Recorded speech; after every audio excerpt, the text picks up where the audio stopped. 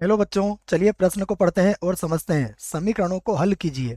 और हमें समीकरण दिया है वर्गमूल 3 cos theta plus sine theta बराबर वर्गमूल 2। प्रश्न को हल करने से पहले प्रश्न के लिए हम मुख्य अवधारणा लिख लेते हैं, जिसकी सहायता से हम इस प्रश्न को हल करेंगे। तो अवधारणा मुख्य अवधारणा में हम प्रश्न से संबंधित व्यापक हल ज्ञात करने का एक सूत्र लिखेंगे। देखिए, सूत्र क्या है वो मैं आपको लिख देता हूँ।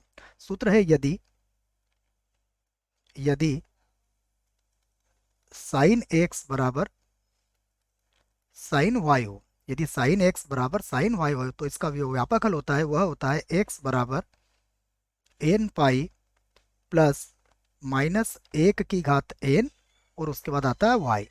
और यहाँ पर एन जो होता है वह सदैव एक पूर्णांक होता है। इस सूत्र का प्रयोग हम यहाँ पर करेंगे।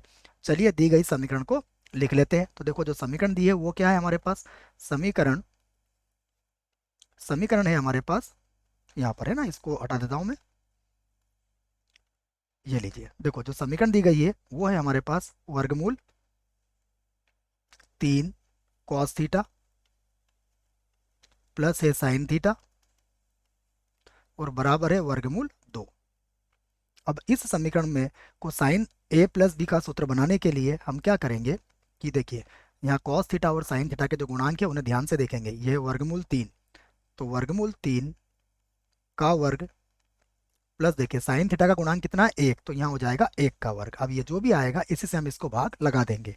तो ये कितना हो जाएगा 4 का वर्गमूल 2, तो 2 का भाग देने पर भाग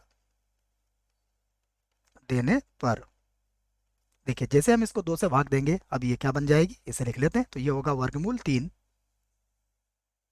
बटे में आ जाएगा 2, और ये होगा कॉस थीटा प्लस ये होगा 1/2 साइन थीटा, और बराबर देखिए, जब इसको 2 से भाग लगाएंगे तो ये होगा वर्गमूल 2 और बटे में आ जाएगा 2।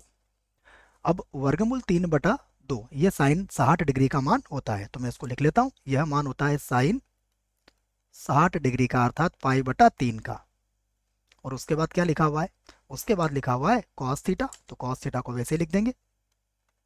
उसके बाद प्लस 1/2 जो मान होता है वह होता है कॉस 60 डिग्री का, तो इसको लिख दूंगा कॉस पाई/3।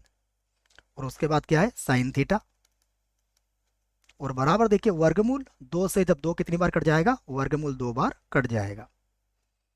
अब अगर आप इसे ध्यान से देखें तो यह एक सूत्र है जिसको मैं यहाँ पर लिख देता हूँ। देखो सूत्र क्या है, यहाँ पर हम जिस सूत्र का प्रयोग कर रहे हैं वह है साइन ए प्लस बी। साइन ए प्लस बी का सूत्र होता है साइन ए कॉस बी, उसके बाद प्लस यहाँ लिख देता हूँ कॉस ए और साइन बी। यह सूत्र होता है, इसी का प्रयोग हम यहाँ पर करेंगे। यह सूत्र मैंने यहाँ लिख दिया है। तो देखो इस सूत्र की सहायता से अब ये क्या बन जाएगा, इसे हम लिख लेते हैं। यह बनेगा हमारा, देखो साइन ए कॉस बी और कॉस ए साइन बी, तो ये होगा साइन, देखिए ए का मान कितना होगा पाई/3, और प्लस बी का मान कितना होगा थीटा। तो sign A cos B, cos A sine B, sign A plus B बन गया। उसके बाद देखिए, ये जो 1/वर्गमूल 2 है यह साइन में क्या होता है, यह होता है साइन 45 डिग्री का मान, अर्थात ये हो जाएगा साइन पाई/4। तो यहाँ से देखिए, अब हम इसका व्यापक हल लिख सकते हैं। तो मैं यहाँ से लिख देता हूँ इसका व्यापक हल। व्यापक हल, और देखिए इसका जो व्यापक हल होगा वो होगा पाई/3 और प्लस हो जाएगा थीटा,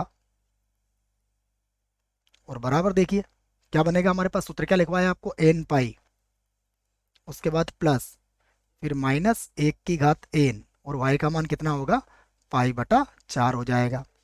तो यहाँ से देखिए आप पाई/3 को बराबर के इधर लेके आ सकते हैं। तो थीटा बराबर ये होगा एन पाई प्लस -1 की घात एन पाई/4, और उसके बाद होगा माइनस का पाई/3।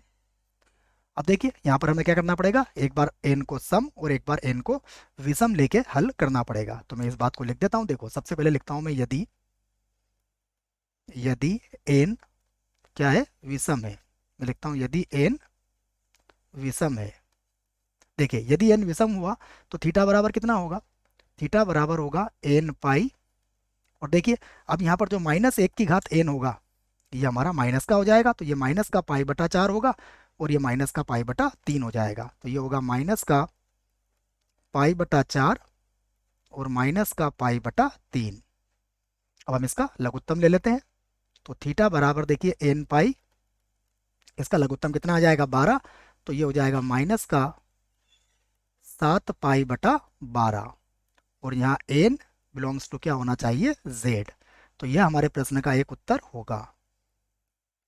यह हमने किस स्थिति में उत्तर लेके आए हैं, यदि n क्या है हमारा, n हमारा क्या है, विषम है। तो देखो अब मैं एक उत्तर और ले लेते हैं हम, यदि n सम हो, तो मैं लिखता हूं इस बात को कि यदि यदि n क्या हो, सम हो, सम हो।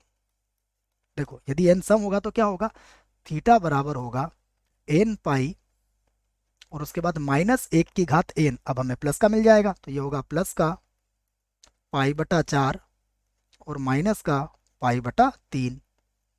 तो फिर से लिखेंगे हम थीटा बराबर n पाई, और देखो जब हम इसका लघुत्तम लेंगे तो ये हो जाएगा माइनस का पाई बटा 12, 3 पाई में से 4 पाई घटा लेंगे आप, और लघुत्तम कितना हो जाएगा इसका 12, तो माइनस का पाई बटा 12 होगा। और यहाँ पर हम लिख सकते हैं n जो होगा वो सदैव क्या होगा, एक पूर्णांक होगा।